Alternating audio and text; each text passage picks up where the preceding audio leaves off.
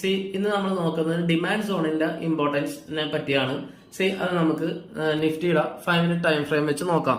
C 5 minute നിഫ്റ്റിയുടെ 5 minute time frame ചാർട്ടാണിത്. ഇവിടെ നമുക്ക് കാണാം ഒരു ലോങ് നല്ല ഒരു ക്യാൻഡിൽ മൊമെന്റം ക്യാൻഡിൽ വെച്ചിട്ട് ഡേ ലോ ബ്രേക്ക് ചെയ്തു. ഡേ ലോ ബ്രേക്ക് ചെയ്ത നിങ്ങൾക്ക് ഇവിടെ കാണാം ഡേ ലോ ബ്രേക്ക് ചെയ്തു. അവിടുന്ന് നിഫ്റ്റി സപ്പോർട്ട് എടുത്തിട്ട് തിരിച്ചു പോന്നിട്ട് ഇവിടെ ആയിരിക്കും നിങ്ങൾ എസ് എൽ സെറ്റ് ചെയ്യുന്നത്. അത് എസ് എൽ സെറ്റ് ചെയ്ത് അവിടെയും എസ് എൽ ചെയ്ത് നിഫ്റ്റി തിരിച്ചു പോയി.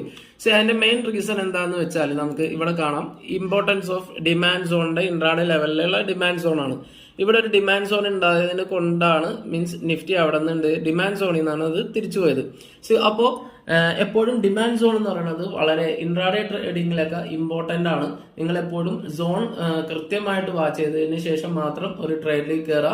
ആൻഡ് ഇതെല്ലാം നമ്മുടെ ടെലിഗ്രാം ചാനലിൽ നമ്മൾ കൊടുക്കുന്നുണ്ട്. കൂടുതൽ ഡീറ്റെയിൽസ് ടെലിഗ്രാം ചാനലിൽ കിട്ടും. Thanks for watching.